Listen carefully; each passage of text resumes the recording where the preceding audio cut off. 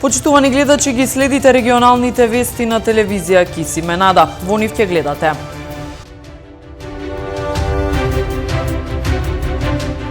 Општина Гостивар влезе во втората фаза од релоуд програмата преку која ќе се финансираат повеќе проекти од невладини организации.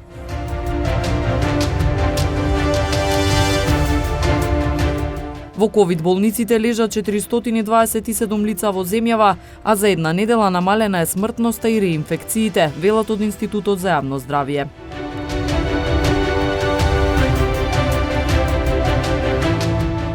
Подигнати 15 непрописно паркирани возила во Тетово, во Гостиварско откриени 9 неисправни возила кои вршеле јавен превоз.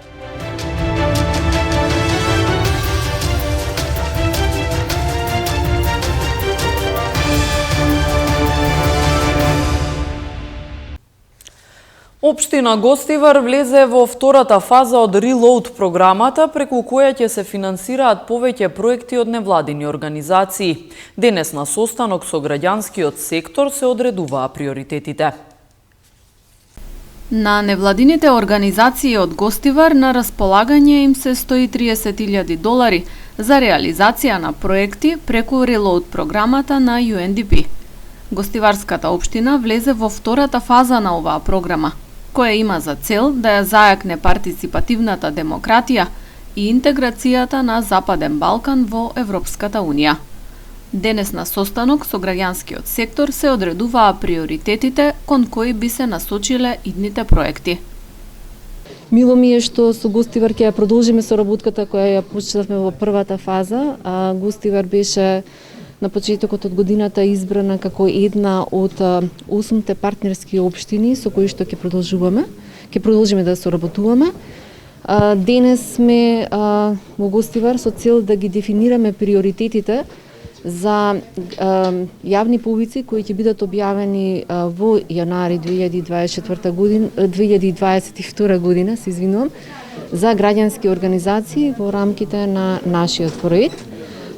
Тие јавните повици ќе имаат за цел да поддржат проекти од граѓански организации кои што ќе одговорат на приоритетите кои што денес ќе ги дефинираме. Пари за избраните проекти ќе се издвојат и од општинскиот буџет. Локалната самоуправа во нивна реализација ќе учествува со 25% од вкупната сума. Ние сме меѓу ретките општини, односно само општина Гостивар и Куманово продолжуваат со втор дел на проектот релоуд. Тоа е помош која што општината заедно со UNDP им дава на невладините организации во склоп на општина Гостивар. Тоа се проекти кои што треба да ги подготвуваат невладините организации во Гостивар за доброто на граѓаните. Вие впрочем знаете дека последните 4 години ние многу инвестиравме како општина во развојот на невладиниот сектор и ова е во склоп на тоа.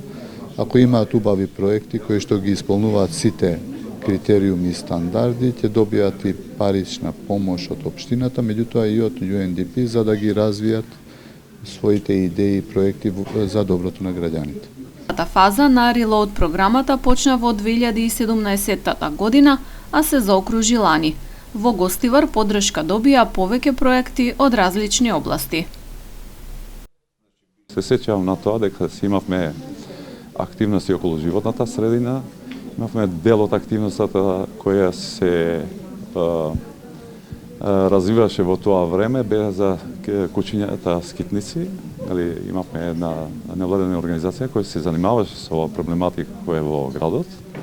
Исто така си имавме организации кои организираа спортски активности. Две организации ги имавме во тогашно време. Имавме организација која организираше за лицата за посебни потреби скијање во Маврово и други спортски активности исто така. Втората фаза на програмата ќе трае до 2024 година, до кога треба да се завршат сите активности за кои ќе бидат одобрени финансии. Во ковид болниците лежат 427 лица во земјава, а за една недела е намалена смртноста и реинфекциите, велат од Институтот за јавно здравје. Од 6 до 12 декември по компликации од COVID-19 починале 66 лица од 20 градови во земјава, со намалување од 2,9 во однос на претходната недела, стои во неделниот извештај на Институтот за јавно здравје. Најголем дел од починатите 26 се од Скопје. Во однос на возраста, најголем број од починатите, односно 58, се на возраст над 60 години, а регистрирани се и починати лица кај возрастната група од 50 до 59 години 7 и 40 до 49 години 1 лице. Од 6 до 12 декември тестирани се 17.997 материјали, со зголемување од 6,2% во однос на минатата недела.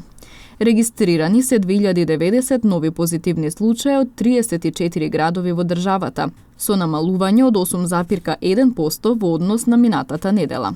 Процентот на позитивност се движи од 6,8 до 13,7%, просечно 11,2%. Во текот на минатата недела вкупно се пријавени 26 реинфекции, со намалување од 35% во однос на претходната недела. Заклучно со 12 декември се регистрирани 980 реинфекции, од кои 2 се втори реинфекции.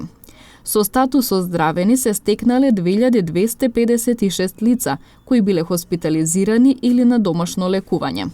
Во болниците во моментов лежат 427 лица, односно 7,4% помалку во споредба со претходната недела, а од нив 247 се на кислородна поддршка и 13 на инвазивна, односно неинвазивна механичка вентилација. Вкупно COVID-диагностицирани лица во нашата земја од почетокот на епидемијата се 219.490, оздравени се 206.211, починале 7.740, а активни случаи се 5.539. Доктор Злате Мехмедовиќ во врска со ново откриениот сој Омикрон истакнува дека третата бустер доза овозможува дополнителна заштита. Тој вели дека се уште е рано да се размислува за четврта доза. Третата бустер доза ќе биде сосема доволна. Кога е во прашање Омикрон варијантата? Постојат повеќе сценарија во кои што Омикрон варијантата, да се разбереме, тоа е варијанта која што е се уште нова, само неколку недели се поминати од незиното откривање и се уште се следат незините карактеристики. Следењето на карактеристиките на Омикрон може навистина да изреализира неколку сценарија за кои што треба да бидеме подготвени. Постојат не само можности за четврта доза на вакцината, доколку постојат можности за развивање на бустер доза која што ќе биде адаптирана на Омикрон варијантата, која што може да имаме некако до месец март. Во завршна фаза е истрагата за автобуската несреќа во Бугарија, во која загинаа 45 македонски државјани, а 7 беа повредени. Трите експертизи во состав на истрагата се очекува да бидат готови пред 25 декември. Заменик главниот обвинител во Бугарија, Борислав Сарафов, рече во интервју за Бугарската национална телевизија дека возачот на автобусот се движел со брзина поголема од дозволената. Во завршна фаза е истрагата за автобуската несреќа на автопатот Струма во Бугарија, во која што загинаа 45 македонски државјани, а 7 беа повредени. Трите експертизи за вистинските причини за несреќата се очекува да бидат завршени пред 25 декември, односно пред католички Божик. Станува збор за судско техничко вештачење и вештачење кое што треба да покаже како настанал пожарот и како автобусот изгорел за само неколку минути. Инаку директорот на Националната истражна служба и заменик главен обвинител во Бугарија, Борислав Сарафов, во интервју за Бугарската национална телевизија, открива дека возачот на автобусот се движел со брзина поголема од дозволената. Разследването е към финалната си фаза и очакваме единствено заключенията, окончателните заключения на назначените експертизи. Съдебно-медицинска, автотехническа и пожаротехническа, както и комплексна, която обобщава резултатите от тези три експертизи. Това може би ще стане дори преди Коледа. Ние горе-долу имаме представа всъщност приблизителна за каква е била скоростта на автобуса, но все пак ще изчакам автоекспертите да представят своето заключение и тогава ще го съобщим вече като финален резултат от нашето разследване. Всъщност скоростта е била по-скоро несъобразена. Ми мисли, че са били надхвървени 90 км. Инаку во автобуската несреќа на автопатот Струма во Бугарија, 7 патници успеале да го скршат задното стакло на автобусот и да се спасат. Несреќата пак се случи кога патниците се враќале дома по неколкудневна екскурзија во Истанбул. Инаку во истрагата што ја води бугарското обвинителство се вклучени и тимови од Северна Македонија. Променливо време во следните неколку дена и повремени врнежи од снег. Од викендот се очекува дополнително намалување на температурите, информираат од Управата за хидрометеоролошки работи.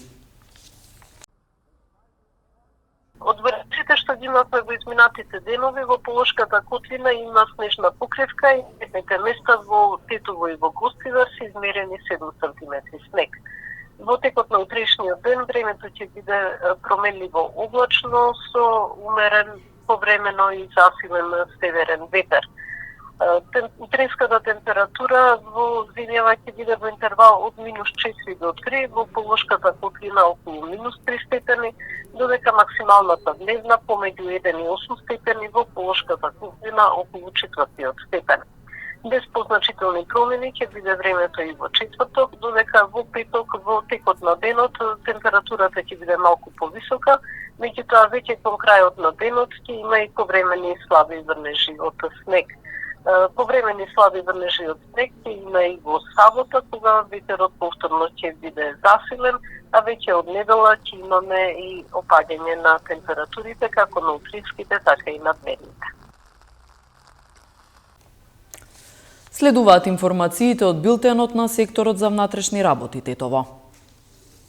При претрес во домот на 50-годишен тетовец извршен вчера со судска наредба, полицијата пронашла и одзела една автоматска пушка со 2 празни рамки, 86 куршуми и 1 куршум за пиштол. По целосно расчистување и документирање на случајот ќе следува соодветен поднесок. 52-годишник од Гостиварски Равен вчера во Гостивар бил лишен од слобода затоа што при преглед му бил пронајден хероин. По целосно документирање на случајот ќе му биде изготвен соодветен поднесок.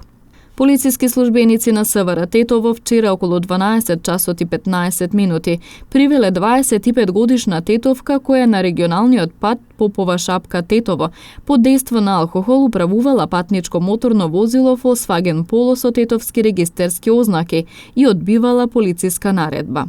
Таа е задржана во полициската станица Тетово за расчистување и документирање на случајот. Вчера околу 14 часот и 10 минути во СВР Тетово пријавено е дека на улица Браќа Ѓиновски во Гостивар се случила сообраќајна несреќа во која учествувале 2 патнички моторни возила со гостиварски регистерски ознаки. Volkswagen Golf управуван од 60-годишник од Гостиварско Врапчиште и Мерцедес што го управувал 26-годишник од Гостиварски Равен.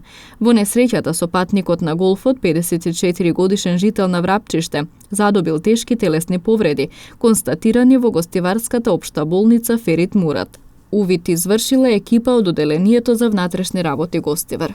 Утро во околу 9 часот и 50 минути полицијата привела 51-годишник од Гостиварско Леуново, осуден на едногодишна затворска казна за сторено кривично дело кражба. По приведувањето реализирано со судска наредба, тој е спроведен во казнено-поправната установа затвор Тетово во Тетово за издржување на казната. Подигнати 15 непрописно паркирани возила во Тетово. Во Гостиварско пак полицијата открила 9 неисправни возила кои вршеле јавен превоз. Секторот за внатрешни работи Тетово, полициска станица за безбедност на сообраќајот, интензивно ги спроведува планираните мерки и активности за поголем ред и безбедност со паркирањето во Тетово. Вчера биле санкционирани од ПАЕК службата подигнати 15 непрописно паркирани возила, кои непосредно го попречувале нормалното движење на другите учесници во сообраќајот. Овој месец заклучно со денеска изречени се вкупно 207 мерки, кои се однесувале на непрописно паркирање, а 98 возила биле подигнати од Тетовската ПАЕК служба. Ваквите активности дополнително ќе се засилат во наредниот период, дотолку повеќе што предстои зголемена сообраќајна фреквенција на подрачјето, покрај другото и поради скорешното доаѓање на голем број времено вработени во странство. Денеска од 6 до 8 часот полициски службеници на СВР Тетово оделение за внатрешни работи Гостивар спровеле локална акцијска контрола на возила кои вршат јавен превоз на поширокото гостиварско подрачје, претежно автобуси и комбиња. При контролата откриени и законски санкционирани се 9 неисправни возила. 4 од нив имале неисправни сопирачки, 1 неисправен уред за управување, додека 4 биле со неизвршен технички преглед. Неисправните возила исклучени се од сообраќај и на возачите изготвени им се соодветни поднесоци.